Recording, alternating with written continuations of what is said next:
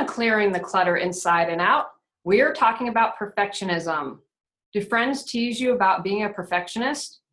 Have you ever missed out on an opportunity or something you really wanted to do because you were afraid you wouldn't be perfect? Are you concerned that you have unattainable standards for everything and that is turning people away? Would you like to be able to relax a little and learn how to let go of the need to be perfect? Let's continue our month as we focus on spring and renewal.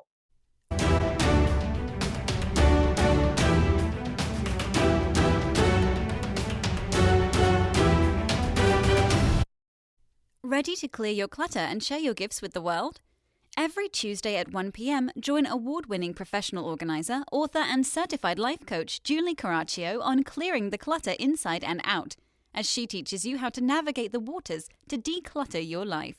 Julie Coraccio destroys the box and examines clutter in all areas: physical, mental, emotional, spiritual, energetic, relationships, health, finances, and more. All right, everyone, very important topic today. We're talking about perfectionism. Now, the podcast is about clutter, it's about getting it organized, and this is going to fit in the mindfulness category because to me, perfectionism can hit any area of our life. I know I was thinking yesterday I did an interview and I had a great interview, this really wonderful man, and I went, when he asked me a question, and the perfectionist in me was like, Julie, oh my gosh, is going to be able to edit? And I remember I'm in the middle of the interview. And I want to be fully present to give the best Julie that I can be. And that little perfectionist voice started talking. You know, if you've been listening to the podcast, I have been working on these books. They are real. I'm not making them up. But that little perfectionist in my head's like, do you really want to put it on Amazon? Because is it good enough? Is it perfect enough? What are people going to say? And a little critic. And you know how that goes. So today we're going to talk about perfectionism. I'm really excited. Today's guest, Kelly, I'm going to tell you about her in a moment. I was interviewed on her podcast, which we'll definitely get her to tell you about. And we're going to be sharing that next month or in May when I do podcasts. So it's really a lot of good stuff coming up. And if you're watching on YouTube, I have fairy hair. There is nothing missing in my hair. Next time I'm going full on fairy hair, but these nice little sparkles are meant to be there. All right, let me tell you about Kelly. Kelly Covert is an inner voice coach with a passion for helping women lay down their lifelong habits of perfectionism and chronic overachieving so they can listen to their inner voice and love themselves fully every single day. Her work has been featured on the Huffington Post, the Elephant Journal, yourtango.com, and she is the co-host of the Strong Body Whole Heart podcast. Kelly is also a professional flutist, wife, mother of 2 boys, and a baby girl beagle. Welcome, Kelly. Thank you so much for having me, Julie. I'm so excited to be here with you today. Well, we are thrilled. I did not know you were a professional flutist. I think that is completely awesome. I have 0 music ability. I probably went through 4 or 5 interests as a kid and nothing took. What I like to say is my older brother stole all the ability. So by the time we got to the middle child, there was nothing left. Nothing left. Well, and thank you. Yeah. And I think that a lot of my battles with perfectionism, quite honestly, stem from the fact that I'm a professional musician. So it's been an interesting life journey for me in both arenas. Oh, I love that. Well, let's get started. How does wanting to be perfect create clutter in our lives? Oh my gosh. Well, you nailed it in your intro, right? Like you're sitting in this, you're doing this interview with this amazing man, and you want to be present and you want to be there and fully aware and with him in that moment. And all you can pay attention to is your inner voice. This is not good enough. Will you be able to do this? Are you sure that this won't be a failure? All of those tapes that go on and on and on incessantly for many of us, you know, with decades and decades of negative self-talk that just runs all the time in the background. And if that's not clutter, I don't know what is. You know, I think even if you almost pictured it visually, all of those words running through your mind, think of how much space that takes up in our head. And how much energy that we waste. Totally. Trying to be perfect. That's a great visual. I can completely see that with just 1,000 million words right around your brain. Yeah. Yeah. And I think one thing that I've noticed about myself is that my brain feels full a lot. And I think that's because I have a lot of things going on that I want to have going on. I'm a creative person. And so I have ideas, but I don't want to clutter up that space up there with stuff that's not serving me. And, that perfectionist talk up there doesn't empower me to make my life better. It doesn't empower me to take action on the things that I want to take action on. It doesn't empower me to be me, because it's really always about proving and showing someone that I can do it. And I don't need all of that junk. That's just junk laying around, if you ask me. I agree 100%. It definitely is junk. Now, I'm curious what your perspective has been. Do you find that people tend to be perfectionists in one area of their lives, or it, for some people, is kind of an overall thing? I was thinking about this and I thought, I'm a perfectionist. I've relaxed a little on the podcast. I thought if I have an or ah and I don't edit it out, they're not going to die when they listen to it. And with my writing, I know that I can tend to be like, okay, and I could rewrite and edit till the cows come home. How the laundry's done, not so much of a perfectionist. So what have you found? Oh, I think that's totally true. And it's interesting because I'm the same way. Like when it comes to career things or music things, that's where parenting, that's a biggie for me. That's when my perfectionism tends to rear its head. But like you said, like when it comes to like how my house is, I am like not a good housekeeper, which would be appalling to my mother, who that's where her perfectionism really was. So I think a lot of my lack of perfectionism there is a reaction to how I was raised up in that way. But I think that that's really normal. And I think when I call myself a perfectionist, and anyone who would fall into that category, it's someone that their perfectionism is getting in the way of them living their authentic life. And that could be in one area, it could be in many areas. I don't think it really matters how many, like, what does it mean to define a perfectionist? For me, it's just if it's getting in the way of you being you and of you loving you, then that's something that probably you should be working on. I love that. I think that that's a great definition. I think that's absolutely fantastic because I know people that I love and I've seen how perfectionism just stops them. They're these Yeah. wonderful, amazing people. Not only stops them, I love using the term authentic self, living their life and having joy, because it's caught up in the energy and the anxiety and the worry that comes along with that. And it just breaks my heart. I mean, they have to make the choice to change that, but you think, oh, you're missing out and you're so awesome and I wish you could see what I see. Yeah, I think that idea of the lack of joy, like that resonates with me so much, because I remember times in my life where I was doing everything right. I was doing everything the way I should be doing, or the way I was supposed to be doing. And I was successful. And like, if you looked at me from the outside in, you would say, wow, how does she do it all? It's amazing. And I had zero joy, zero, like it's just, it was like empty inside, because I was putting all this effort into making my life look perfect when, and that wasn't aligned with my soul. Number one, because we can't be perfect. And when we're trying to make it look like that, then there's a disconnect there. And I really feel like our soul feels that, it feels that pulling away.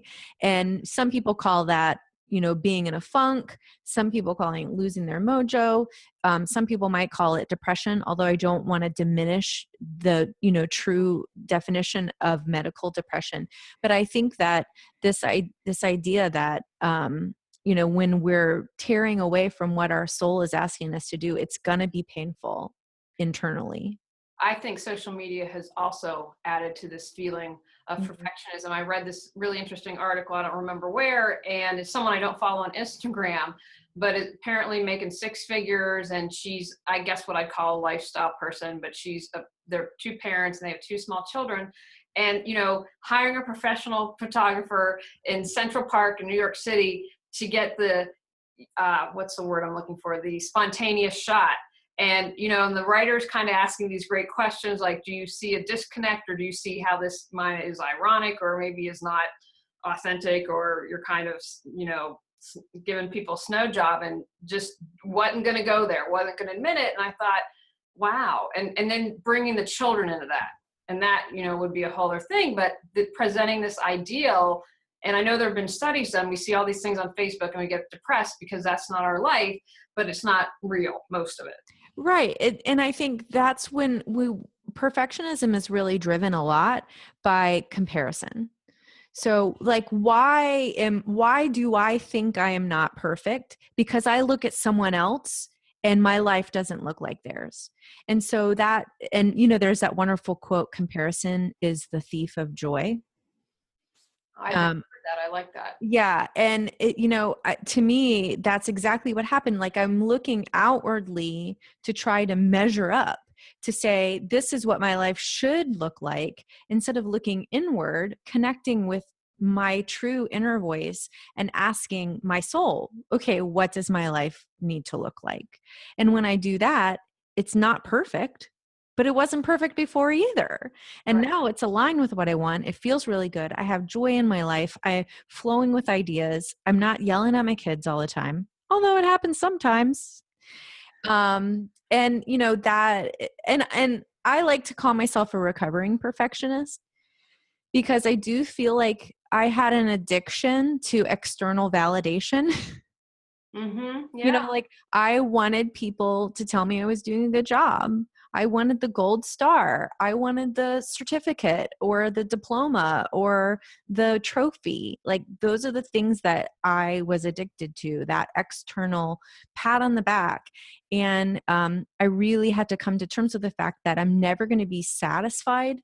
That's never going to feed the part of my soul that needs that until I give it to myself. And just like anybody who's recovering from an addiction, I fall off the wagon sometimes. There are days when my inner perfectionist rears her head and I'm like, where did that come from? And I really have to be gentle with myself and know that I have decades of being a perfectionist, and only, I would say 5 to 10 years I've really been working on this area of my life. Yeah, So I would say much less time where I've been focusing on that. And we have to be gentle with ourselves, because, I will never be perfect at being not perfect. Does that make sense? Absolutely does. And I would say not until my 40s that I could really embrace who I was. And I love, so comparison and addiction to perfection. Are there any other reasons that you found why people tend to get caught up in being a perfectionist? I think those are two. I've had aha moments as you've been speaking. So is there anything else that you found that's pretty significant besides those two that maybe are the reasons that we become perfectionists? Well, I think fear. I mean, perfectionism is a fear-based thing, because we're afraid of not being good enough. We're afraid of not being accepted. We're afraid of being rejected, of failing, of all of those things. And so it's also about fear. And you can ask anybody, what are you afraid of? And then you can find, like, especially if they're a type A kind of personality, that's people who usually tend to be perfectionists, then you can pretty easily tie that in somehow.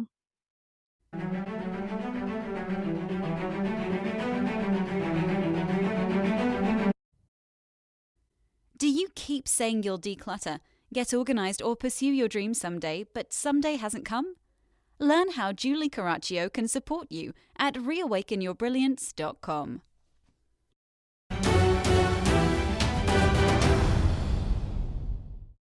I think you hit the nail on the head, because one thing that I say to myself, and I say it in the mirror, because the eyes go right to your soul and you can't lie to yourself if you're looking straight in the mirror, is I'm worthy, I'm good enough, and I'm loved. Because I think that's so no good. matter what is going on, it can boil down to one of those three. Mm-hmm. Yeah, that's so good. I gave myself a gift last December, and I had the word worthy tattooed on my arm. Nice. Can you show us, or is it? Yeah, I don't, it might be backwards though. So I don't know if it. Oh, nice. Yeah, no. Oh, wow. No, you can see it really well. I love the script. If you're listening to the podcast, you'll have to go to YouTube to see it, but it's very, very groovy. Yeah. And I have pictures of it on my website too. So you can check it out, because that has really become a touchstone word for me, is acknowledging that my worth is innate. It doesn't increase by what I do, and it doesn't decrease by what I don't do. So sure, there are things in my life I want to do, but accomplishing those things are not going to make me more worthy. And not doing something is not going to make me less worthy. And that's been a very powerful touchstone for me, and something that was so important. I want to put it on my arm so I can see it every single day, to remind myself that, scars, flaws, imperfections, all of those have worthy written all over them. I think that's fantastic. Now, what is normal, and I'm doing quotes here, and when should we seek some support for dealing with perfectionism? That's a really good question. I think that, first of all, if you, anybody, I think this is just sort of a disclaimer. If you feel like you are struggling and are depressed, you need to see a medical professional. And if you came to me and I felt that way, I would also recommend that. But I think really the kind of people that come to me who are struggling, they're struggling with looking around and feeling like, I feel like I have more potential, but what is wrong with me? No matter what I do, it's never enough. And that's where the chronic overachieving comes in, right? I never feel good enough. No matter what I do, no matter how perfectly I try to make my life, it doesn't feel right. And if you have that disconnect, like I said, it's that soul disconnect where we're not aligned with our souls. If you have that, that's when I think you really need to take a good hard look at what is keeping you stuck, what's holding you back from being you and from stepping into your life's true purpose. And that's when you really need to take a hard look at if this is something that is, disempowering you. I think it also comes up in relationships. Oh, absolutely. Too. Like that is something that I see with the clients that I work with, is they want their partners to be perfect, and then they want themselves to be perfect in that relationship. And so that's another area where it can really affect your enjoyment of life and your joy and your happiness. And just, it's so important to be connected and fulfilled in that area of our lives, whether or not it's a romantic relationship or just family or friends relationship. It can really get in the way. So if you're finding that it's getting in the way, or you feel like something's getting in the way and you suspect that it might be that, it would be a good time to take a look at it. I love that you brought up relationships, because one thing I felt guilty and not making my husband home cooked every single night. And so he works a swing shift. He's on his way out the door every time. I'm like, I'm sorry, you have scheduled, but get out the door. We'll get you taken care of. I had dinner ready. And so I finally had to say, okay, I'm going to go to Trader Joe's. Let's pick out some things you like, so that if I have an interview and can't, or if I have a busy morning and I can't get a homemade cooked meal. So that was something that I had to let go and be like, oh, I'm the worst wife ever. I'm one of the ways, that's how I take care of him. I take care of the house. I take care of everything. And I love doing that. It's the 5% of the time when I'm overwhelmed, and letting go of that. Okay, I'm not an awful wife because I didn't make a home cooked meal, Yeah. and asking for help when I need it, and what's been great, ladies, this is really great. He snuck out so I can share this. I woke up the other day and he'd done the dishes. He had gone through all the cat litter boxes and done them. And I was like, oh my gosh, that's so wonderful. And I thanked him, and it was such a huge help, but not feeling like I have to do it all on my own, and asking for support. And I'm not bad a wife because I couldn't make him a home cooked meal every single day. Oh my gosh. One of my favorite quotes, and it's a parenting quote, a mothering quote, but I feel like it's so applicable in all of these areas, is that there's no way to be a perfect mother, but a million ways to be a good one. Mm-hmm. And that, I think the name of the woman is Jill Churchill, is the quote. That's something I really like. I have it on my refrigerator. I have it on my mirror upstairs, because I need that reminder. Like, I can try to be perfect, and that is never, ever going to happen. And how many ways to be a good mom am I overlooking? Or to be a good wife am I overlooking, because I'm so darn worried that I'm not perfect. Yeah. And that's the part of life that we miss out on. One of my clients, it's funny that you mentioned dinner. She has the same thing. Like, she wants to have dinner with her boys every night. And it's like, that's like her thing. She's like, it's really important that we have dinner. And yet she feels like she's not connecting with her children, like on an emotional level, but she's like, we must sit down and eat dinner. And I said, maybe there's another way. Maybe you don't have to have dinner every night, and you can go for a walk together, or you can go out to eat together, or you can, find some other unique way to connect with your boys instead of making dinner, because she works and she is really busy and it's not always easy for her. And then, in doing that and saying we don't have to have dinner together every single night, then that creates more time for her to take care of herself, which she's been neglecting. And that's a win-win. But it's just about, widening your perspective on what good is, right? Like, what is good enough? What is good enough? And not in a bad way. Well, that's good enough. I guess it's good enough. No, but in the best way. Like, there's so many ways to be good and great at what you do, and 0 ways to be perfect at it. And also getting out of our heads, because in my head, my husband's like, oh my gosh, I can go grab a bite to eat from work. That's no big deal. Like, hadn't even entered his mind. Right. I didn't have a home cooked meal for him. It wasn't even in his thought process. So having that conversation, expressing that, I think is a really important part of that as well too. If it involves something like your husband or your kids or spouse, partner, or whatever, someone else besides you. For sure. Yeah, exactly. And I think that gets into this idea that a lot of times the things that we think about ourselves in our head that everyone else must be thinking about us, like, it's not all about us. Like, we may be thinking, oh, my husband thinks I'm a terrible wife because I don't have a home cooked meal. And he hasn't really even thought about you because it's not really about you. We make a lot of things about ourselves that really, if we can just release that, then we can connect with each other, we can love each other, and be flexible with how we are with each other. And then that makes relationships more joyful, more rewarding, and more sustainable. Oh, I definitely believe that wholeheartedly. Now, I always try to find the golden nugget in everything. So what would you say are some positive aspects, golden nuggets of perfectionism? Oh my gosh, there's a lot of them.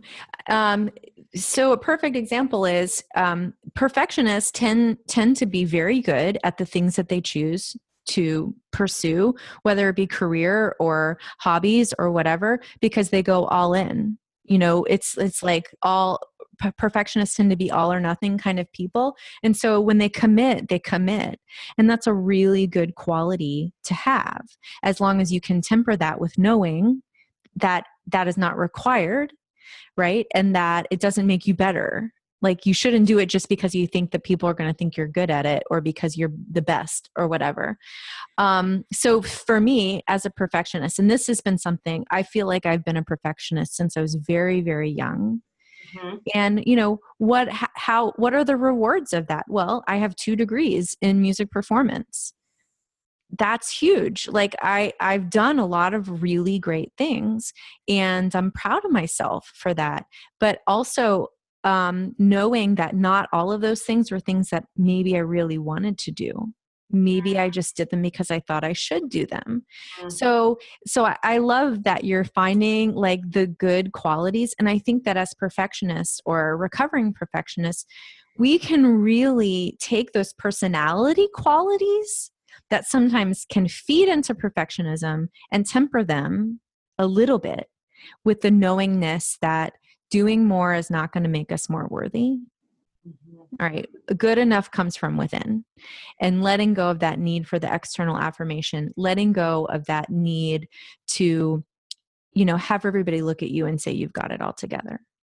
I know we do. I know we have everything we need inside of us. And I say all the time, and I'm sure you're the same way when working with clients, I support them. They have all the answers within. It's just my job to help support them to tease those and let those come out and come to the surface. But our soul is guiding us, whatever word you feel comfortable with using, we're being guided. It's just, are we awake and aware, and are we listening? Right. And you must listen, and you must create space to hear that inner voice. I mean, this is what I'm really passionate about, is helping women connect with their inner voice on such a deep level that they know what the answers are. And I find, especially with, perfectionists and chronic overachievers, we're so busy doing all of the things all of the time. We don't take the time to just sit still. Just sit still and listen and be quiet. And we feel like that, for me, a word that I might have associated that with years ago would be lazy. Mm.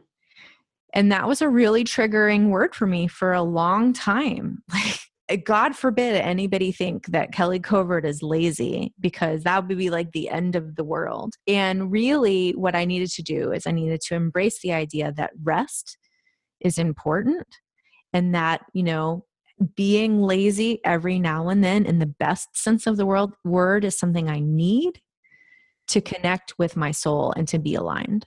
We are human beings, not human doings. Exactly. I love that. I love that. All right.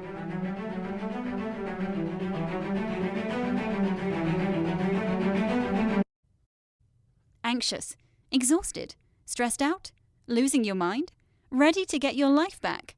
Go to reawakenyourbrilliance.com to learn how Julie Coraccio can support you.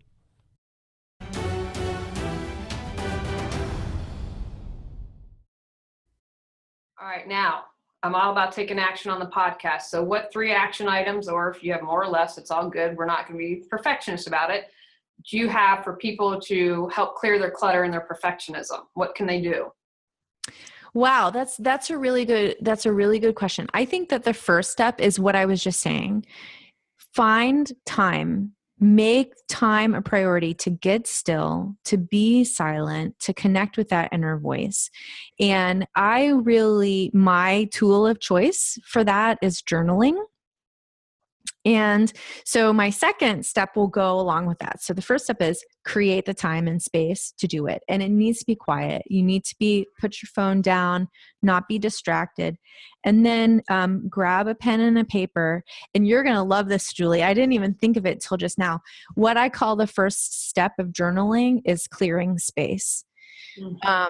So I just have my clients write stream of consciousness for a few minutes. They're clearing space in their head. We've got to get the stuff out in order to have space to let our inner voice be heard, so we can listen. And then once you've created space, then you can really ask the questions that you need to know. What do I need to do today? How can you guide me? If you have a relationship question, or if you have a decision that you have to make, that is the moment where you need to be asking those questions. And I think a lot of people will be like, well, what does this have to do with perfectionism? Well, your inner voice is never going to tell you to do something because you should. Or because so-and-so is doing that, or because you need to win an award or get a pat on the back. You start to make these decisions based not on your external validation, but your internal validation. And then that really starts to change the tide of what being a perfectionist looks like. And the other thing, and this is really, so that's the sort of inner work. And then if you wanted to do some outer work, start to recognize scenarios where your inner perfectionist comes up. Yeah. I'll give you a really good example. I used to be a triathlete, sorry. And I loved that. And I did it for a very long time, and I got really burnt out. And so I went right from that to doing CrossFit. Which is like not low intensity. And that's pretty typical of me. Like I said, all or nothing, right? And it's a pretty competitive environment. And I realized, I was getting really triggered by that. Like my perfectionist, like I was comparing a lot. I would feel like bad if I wasn't, doing as much as so-and-so, or, if I took longer for a time to work out or whatever. And so I actually had to step away for about a year. Like I removed that trigger from my life. And that, some people might think that that's a drastic step, but it was necessary for me. Like that's how much of a perfectionist I was. That's how serious I was about not letting that keep me from my joy anymore. Not letting that say to me anymore that I was not good enough. Like, I was tired of it. I was done with it. I was ready to be whole and to not need that from anybody else, but to find it inside of me. So for me, I needed to step away from something I really enjoyed for almost a year. And the good thing is when I went back, I really protected myself. Like, I knew what I needed to do in order to come from this place of like, I'm doing this for me, and it's okay if I don't look like anybody else. And it's okay if I'm not as strong as everyone else or whatever. And it's been really empowering, like that process too of coming back to it. I've learned a lot in that also. So remove your triggers. If you find yourself in certain situations that really challenge you, take some space from that. I love that. The first time I did a triathlon, my biggest fear came through, which was that I would come in last. And I was in my 20s, and it just came to me as you were talking about it. And I was mortified. And then I had done it with a friend. And I mean, I'm like at the end, they've got the little guy on the bike following me, and they have like the cones or whatever to know that the race has ended. But then I was like, I just did a triathlon. I am awesome. Good for you. People saying to me, that's so great that you did that, and having to switch that thinking. And so after that, then I had joy in doing it. And thankfully it was the first one, because I'm like, I've already come in last, I've already got across that hurdle. We're good to go. But then I could find the joy and the awesomeness of, wow, look at what you accomplished. Yeah. How great that you could do that. I find sport and, like physical things to be a really great way to learn these deeper concepts for myself, and something that I like to apply this stuff with. So if you are an athlete, or you like to do, not everyone calls themselves an athlete, but I think everyone who does athletic things are athletes. This is a great way to, dig into this in a way that makes sense. And when we're doing something physical, like, our bodies soak it in a different kind of way. So combining that is really powerful work, I think. I love that. Now, Kelly, tell people how, or unless you have any more thoughts, I don't want to cut you off, and share any final thoughts, and then let people know how they can find out more information about you. Great. Well, my only final thought would be this, that you matter. Everyone listening to this, you matter. You make a difference. You are important in this world, and we need you to shine brightly. We need you to be aligned with your true purpose, and to step out and be strong and be proud and love all of who you are, because that's how we get to experience your gift. And so if you take only one thing away from our conversation, take that away, that you mattered, that you matter, and that you are loved, and that you are needed. So if you guys want to learn more about what I do as an inner voice coach, you can check out my website, kellycovert.com. That's KELLYCOVERT.com.